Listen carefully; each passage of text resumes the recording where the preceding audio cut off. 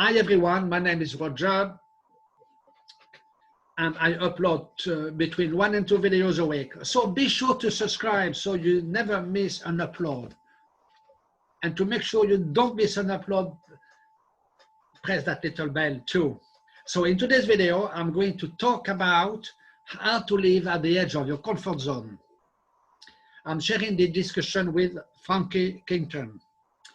Okay, guys, so without further ado, let's go. So far too often, we do what we are used to, even if we don't get any value from it. So in other words, how do we break out of our comfort zone?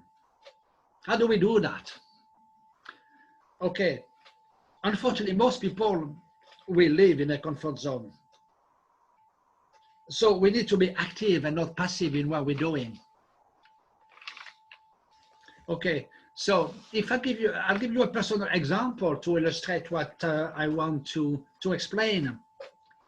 So there is something big I always wanted to do for a long time, as far as I can remember. I wanted to do public speaking.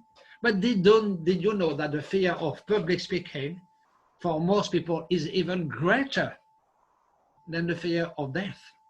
I didn't know that, but the fear of public speaking is even greater than the fear of death. So how did I do that? A little shy person. I was a shy teenager. I was a shy child. How on earth I was going to speak in front of 100 people? It comes down to making a decision. Then I made a decision to join Toastmasters International. So for those who don't know what Toastmasters International is, it's a public speaking organization and it's from America, and they are based in well over 100 countries, as far as I can remember, all over the world, all over Europe, all over America, and in Asia too. So I joined Toastmasters International. I've achieved my competent communicator with them. So that's 10 speeches in front for around 20 people. But I wanted to go a bit further because that was outside my comfort zone, but it became my comfort zone.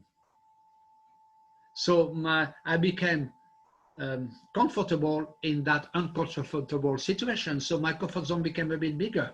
Okay, so I decided to join the Speaker Challenge.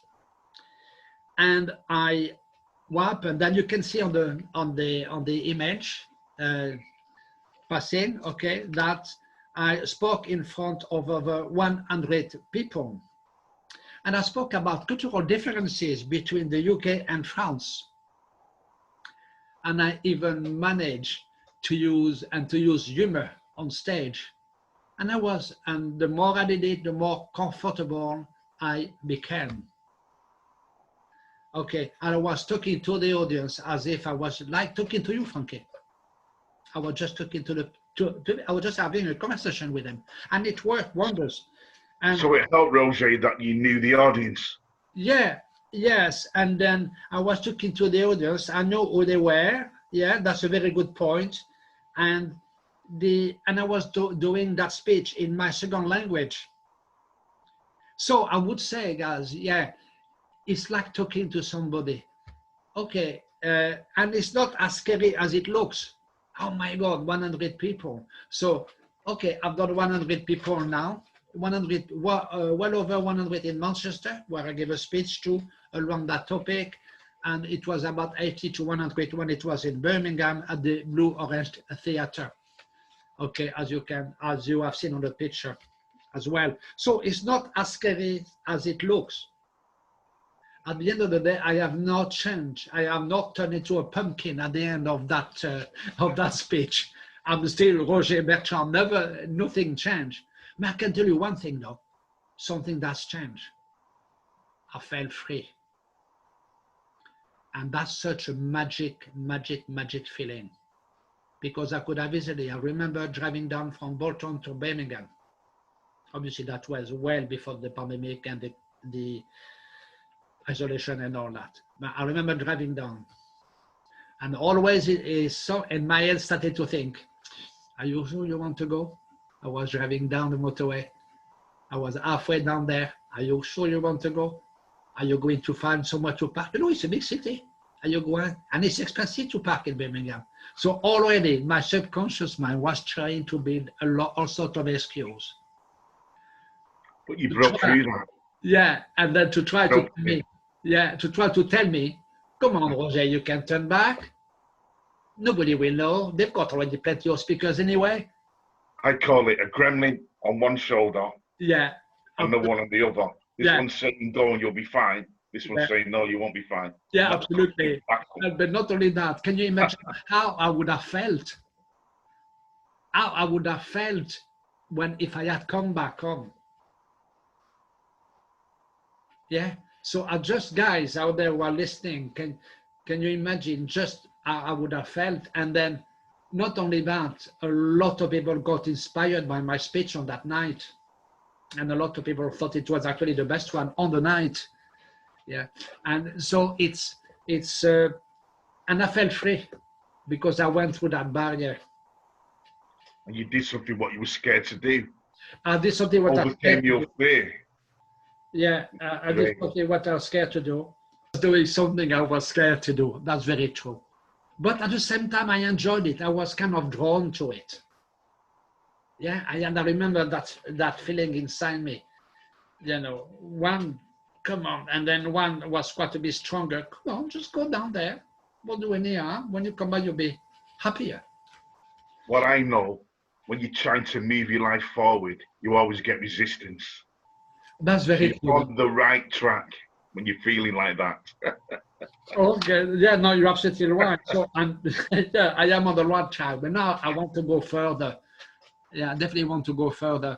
And I had the opportunity to do a speech or two on Zoom with the Toastmasters.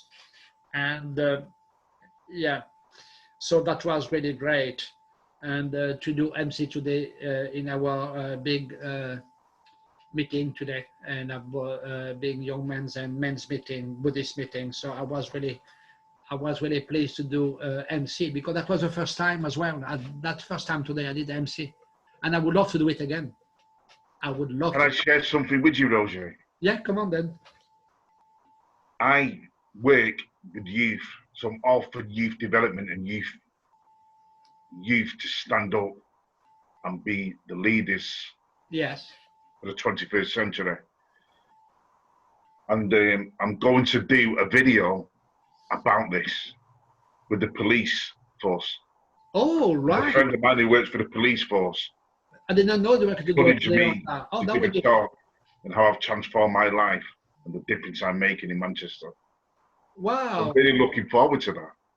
All right. That'd be really me comfortable, being uncomfortable, but expanding my comfort zone. Yeah, that's because I want to make a difference to people's lives. And I'm feeling more comfortable now, Roger, doing that. Oh, that's feeling fantastic. More positive doing that because I'm practicing and being persistent and putting myself out there. Absolutely. And I know I've got a lot of situations where I find myself uncomfortable. But guys, this is challenging. This is the challenge, okay? Just because I managed to do the public speaking, and then I want to do more, but we must not stop, okay? We must not stop and feel complacent because my comfort zone has grown. Frankie's comfort zone, as he just mentioned during the video with the police, has also expanded, okay?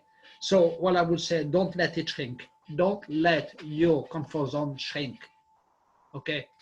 That's probably my big advice. And now we'll have to leave you with this. Okay, so three tips really. Try something new. Okay, be active and not passive. And become comfortable at being uncomfortable. Okay. And I would advise as well, Roger, to make decisions fast. Yes, that's also a good point. So, okay, try something new, be active, not passive, become comfortable at being uncomfortable, and don't spend ages to make a decision. That's also very important, okay?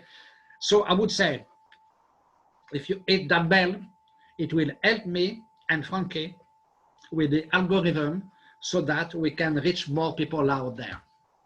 That will be fantastic. Thank you very much.